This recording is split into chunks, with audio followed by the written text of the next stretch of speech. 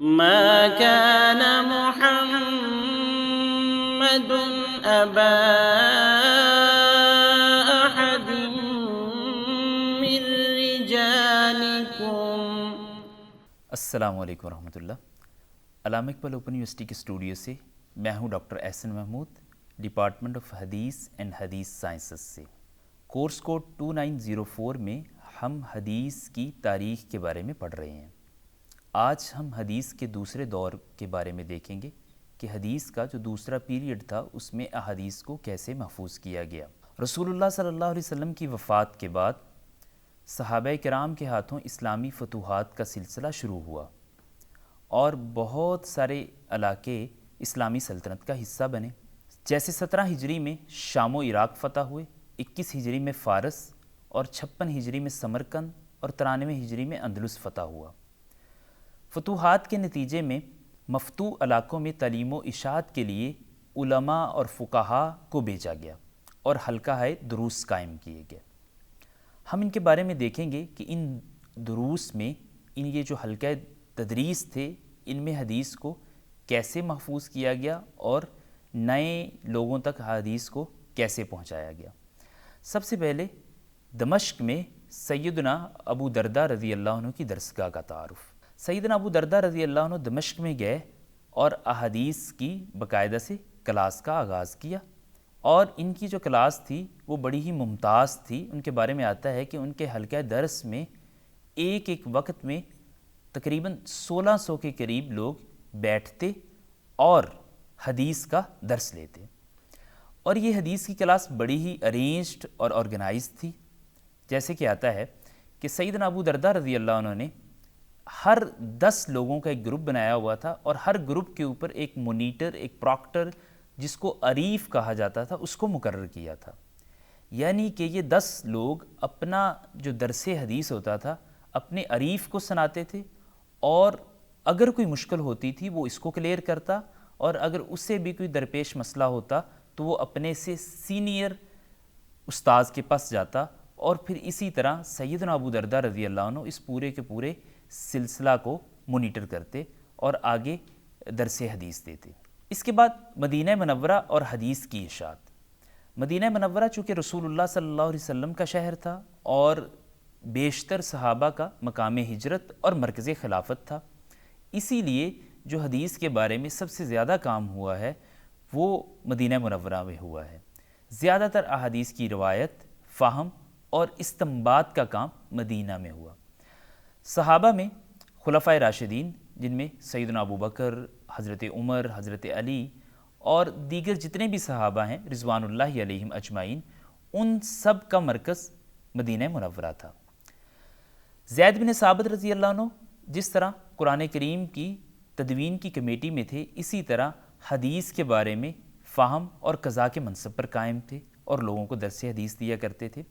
انہی کے تلامذہ یعنی ان صحابہ کرام کے تلامذہ میں سعید بن مسیب، عروہ بن زبیر، قاسم بن محمد، سالم بن عبداللہ اور اسی طرح بڑے بڑے تابعین شامل تھے، جن تک یہ احادیث صحابہ کرام رضوان اللہ علیہم اجمعین سے مدینہ منورہ کے اس مرکز سے پہنچی. مسجد نبوی عہد نبوی کی سب سے بڑی درسگاہ تھی، جہاں قرآن و حدیث کی تعلیم مسلسل جاری تھی، اور نبی صلی اللہ علیہ وسلم نے جس طرح اصحاب صفہ کو اس کام کے لیے مقرر کیا تھا، یعنی کہ وہ مسجد نبوی میں ہی رہیں اور عبادت، تعلیم اور روایت حدیث میں مشغول رہیں، یہی سلسلہ بعد میں چلتا رہا.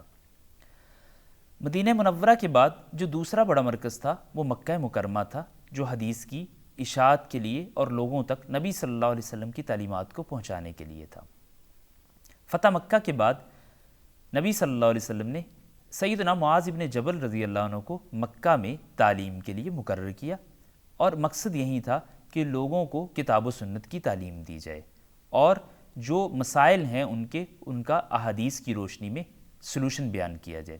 سیدنا معاذ رضی اللہ عنہ اپنے علم و فضل اور حسن سلوک میں نمایاں تھے، فقہ و اجتہاد میں ممتاز اور تمام غزوات میں شریک رہے. حضرت ابن عباس رضی اللہ عنہ نے معاذ بن جبل رضی اللہ عنہ کے قائم کردہ حلقہ علم کو جاری رکھا، اور انہی کی تعلیم و تربیت سے دیگر بڑے بڑے صحابہ انہوں نے فیض حاصل کیا اور آگے اس سلسلہ کو جاری رکھا۔ اسی طرح کوفہ و بصرہ میں حدیث کی اشاعت کا سلسلہ جاری کیا گیا۔ کوفہ اسلامی فتوحات کے بعد جس طرح فوجی مرکز تھا، اسی طرح وہ علمی مرکز بھی بنا، اور بہت سے جلیل القدر صحابہ نے یہاں مستقل طور پر سکونت اختیار کی۔ ان میں سب سے نمایاں نام سیدنا علی ابن ابی طالب رضی اللہ عنہ کا ہے، جنہوں نے کوفہ کو اپنا مرکز خلافت بھی بنایا اور یہاں پر علم و فضل کے دروس بھی دیے۔ ان کے ساتھ عبداللہ بن مسعود، سعد بن ابی وقاص، سلمان فارسی، ابو موسیٰ اشعری اور دیگر صحابہ رضوان اللہ علیہم اجمعین نے بھی کوفہ میں درس حدیث کو جاری رکھا اور لوگوں نے ان سے استفادہ کیا۔ عبداللہ بن مسعود رضی اللہ عنہ نے کوفہ میں تعلیم و تدریس کا مستقل حلقہ قائم کیا۔ اسی طرح بعد میں بصرہ میں سیدنا انس بن مالک نے ایک حلقہ درس قائم کیا اور دیگر کئی صحابہ یہاں پر آئے اور سلسلہ حدیث چلتا رہا۔ شام اور مصر کی فتوحات کے بعد لوگ کثیر تعداد میں ان علاقوں سے اسلام میں داخل ہوئے۔ رسول اللہ صلی اللہ علیہ وسلم نے اپنی حیات طیبہ میں معاذ بن جبل رضی اللہ عنہ کو یمن کی طرف داعی بنا کر بھیجا۔ عبادہ بن صامت نے شام میں کافی عرصہ تدریس کی ذمہ داری سنبھالی۔ مصر میں عبداللہ ابن عمر رضی اللہ عنہ اپنے والد فاتح مصر حضرت عمر ابن عاص رضی اللہ عنہ کے ساتھ آئے۔ عبداللہ بن عمر رضی اللہ عنہ نبی صلی اللہ علیہ وسلم کی احادیث کو کثرت سے روایت کرنے والے تھے، اور انہوں نے یہ ساری کی ساری احادیث اب مصر میں بیان کی اور لوگوں کو فائدہ ہوا۔ ان کے علاوہ دیگر صحابہ کرام بھی مصر آئے اور تعلیمات نبویہ سے مستفید ہوئے۔ اخذ حدیث کے لیے صحابہ و تابعین کی ایک جماعت نے طویل سفر کیے، یعنی رسول اللہ صلی اللہ علیہ وسلم کی احادیث کو آگے پہنچانے کے لیے ایک ایک حدیث کو سننے کے لیے کئی صحابہ کرام نے کئی دنوں کا سفر کیا۔ ساتھ میں کتابت حدیث کا سلسلہ جاری رہا اور دور صحابہ میں کئی ایک مخطوطات بھی سامنے آئے۔ جیسے سیدنا انس بن مالک رضی اللہ عنہ سے مروی ہے، وہ کہتے ہیں کہ ابو بکر رضی اللہ عنہ نے انہیں فرائض صدقات لکھ کر دیے، یعنی کہ باقاعدہ طور پر ان احادیث کو لکھ کر دیا۔ اسی طرح عمر بن سفیان کہتے ہیں کہ انہوں نے سیدنا عمر رضی اللہ عنہ کو یہ کہتے ہوئے سنا، قید العلم بالکتاب، یعنی علم کو سیو کریں، محفوظ کریں، پریزرو کریں لکھنے کے ساتھ، ٹھیک ہے۔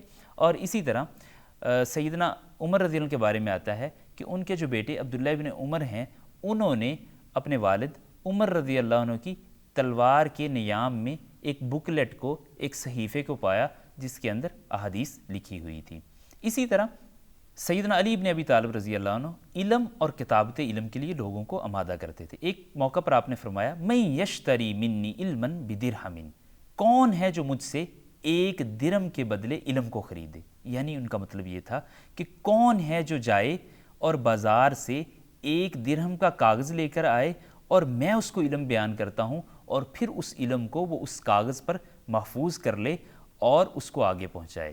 تو اسی طرح تمام صحابہ کرام رضوان اللہ علیہم اجمعین، ان سے جو احادیث کی حفاظت کا سلسلہ شروع ہوا تھا، وہ بعد میں مختلف علاقوں میں اسی جذبہ کے ساتھ جاری رہا اور کثیر تعداد میں تابعین نے اس سے استفادہ کیا۔ عزیز طلبہ، حدیث کے دوسرے دور میں آج کی اس لیکچر میں ہم نے یہ دیکھا کہ کس طرح نبی صلی اللہ علیہ وسلم کی حدیث کو مکہ و مدینہ، مصر اور شام اور کوفہ اور بصرہ میں آگے پہنچایا گیا اور اس میں کن کن صحابہ کرام نے خدمات سر انجام دی۔ عزیز طلبہ و طالبات، آج کا پروگرام اپنے اختتام کو پہنچا۔ ہم نے کورس کوڈ 2904 کا چیپٹر نمبر 3 پڑھا۔ آئندہ کے پروگرام تک کے لیے اجازت دیجیے۔ ڈاکٹر احسن محمود، علامہ اقبال اوپن یونیورسٹی اسلام آباد، department of hadith and hadith sciences سے، اللہ حافظ۔